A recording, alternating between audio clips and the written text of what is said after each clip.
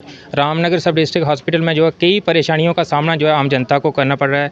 आज म्यूनसिपैलिटी के जो चेयरमैन हैं वो भी इनके साथ मिले हैं कि कुछ जो है सोशल वर्कर भी इनके साथ मिले हैं। मैं इन्हीं से बातचीत करूँगा। सर और मैंने देखा जो पिछले दिनों कुछ डॉक्टर यहाँ नए पोस्ट हुए उन्होंने ज्वाइन कर लिया है। हाँ, यहाँ पे सर्जन नहीं है, उसके लिए मैंने लिखा हुआ है गवर्नमेंट को कि एक सर्जन। लेकिन सर लोगों की जो कंप्लेन आ रही है कि ज्वाइन करने के बाद वो वहाँ जहाँ पे दिखे नहीं है। नहीं, वो मैं जो अपने मेरे की डॉक्टर हैं वो आपने मेरे संज्ञान में ये बात लाई है। मैं बीएमओ साहब को कहूँगा जो अंडर रूल छुट्टियाँ हैं वो तो आप डिनाई नहीं कर सकते किसी एम्प्लॉय को। उसके अलावा कोई किसी भी स्टाफ को लेके कोई ढिलाई नहीं दी जाए, उनसे ड्यूटी ली जाए। जो अंडर रूल्स उनकी लीव बनती है वो तो लेंगे, वो अवेल करेंगे, लेकिन उसके अलावा कोई किसी किस्म की ढिलाई नहीं होनी चाहिए। अपनी ड्यूटी ठीक से करें सब लोग, ताकि लोगों को स्वास्थ्य सुविधाओं का लाभ मिले। सर जिस तरीके से हम एक्सरे की बात करें जहाँ पे, तो एक्सरे जो मशीन है वो करोड़ों की लागत से जहाँ पर लगाई है, लेकिन उसका प्रिंट जो है वो अभी तक लोगों को नहीं मिलता है, लेकिन बता रहे हैं कि दूसरे दिन उसका प्रिंट आउट मिलता है। मैं आपको बताता हूँ, मेरी बात सुने। ये एक्सरे फैसिलिटी जो है ना, ये टेली रेडियोलॉजी फैसिलिटी है। इसमें एक्सरे फिल्म जब फ़ोटो यहाँ खींचते हैं ना, वो इलेक्ट्रॉनिकली एक हब पे जाता है, पुणे में जाता है। वहाँ स्पेशलिस्ट रेडियोलॉजिस्ट उसको रीड करते हैं, स्टडी करते हैं, और वहाँ से इलेक्ट्रॉनिकली ही रिपोर्ट आपके हॉस्पिटल में आती है, जो कि प्रिंट होके प्रिंटर के माध्यम से हम पेशेंट को फ्री ऑफ कॉस्ट देते हैं।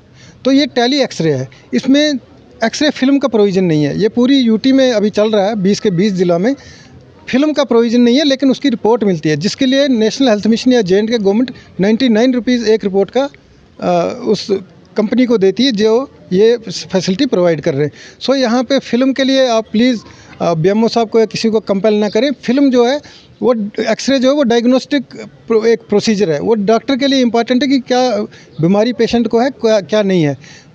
उसका ट्रीटमेंट से कोई लेना देना नहीं। जब एक बार डायग्नोज हो जाता है ना, चाहे जो रेडियोलॉजिस्ट उसका डायग्नोस दे या डॉक्टर करे, फिर डॉक्टर पेशेंट को ट्रीटमेंट पे डालता है।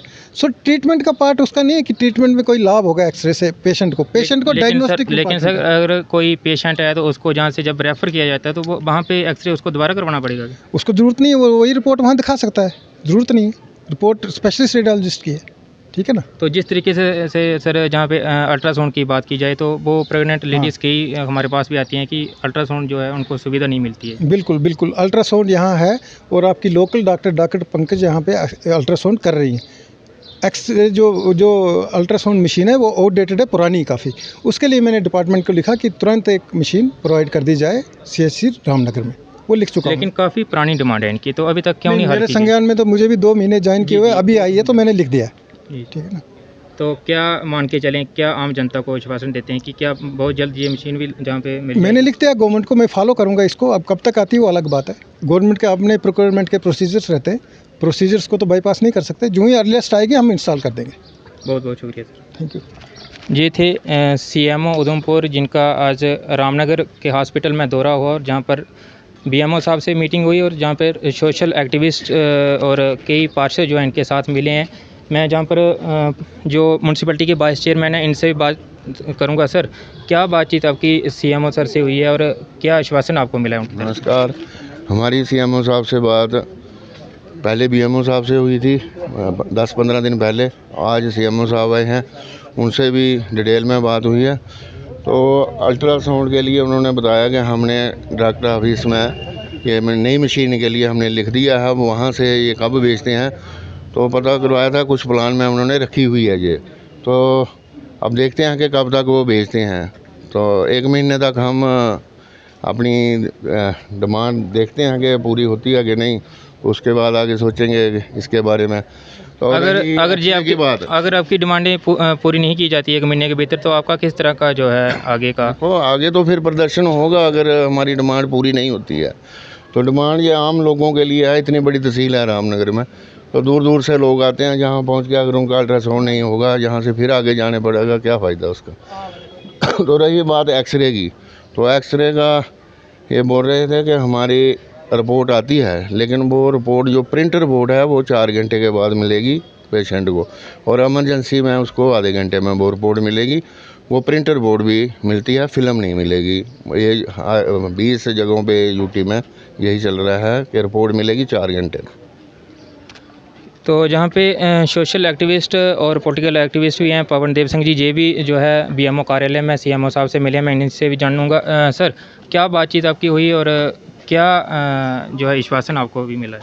देखिए, जैसे खारका साहब ने बोला है कि बड़ी डिटेल में बात हुई है सीएमओ साहब से, और जो हमारी डिमांड्स थी उन्होंने बोला है कि हमने ऑलरेडी लिख के भेजा है। जैसे अल्ट्रासाउंड की मशीन है, सर्जन है, तो इसके साथ साथ उन्होंने ये भी बोला कि हम तो अपनी तरफ से हमने लेटर लिखी है, लेकिन अब ये भी थोड़ा फॉलो अप करें, क्योंकि म्यूनसिपल कमेटी के हमारे चेयरमैन हैं, वाइस चेयरमैन हैं, ये अपने लेवल पे भी अगर थोड़ी बात करेंगे, क्योंकि मैं इनसे भी कहूँगा कि सरकार भी है और ये बात भी कर सकते हैं, हमारे डिस्ट्रिक्ट चेयरमैन हैं वो भी बात कर सकते हैं।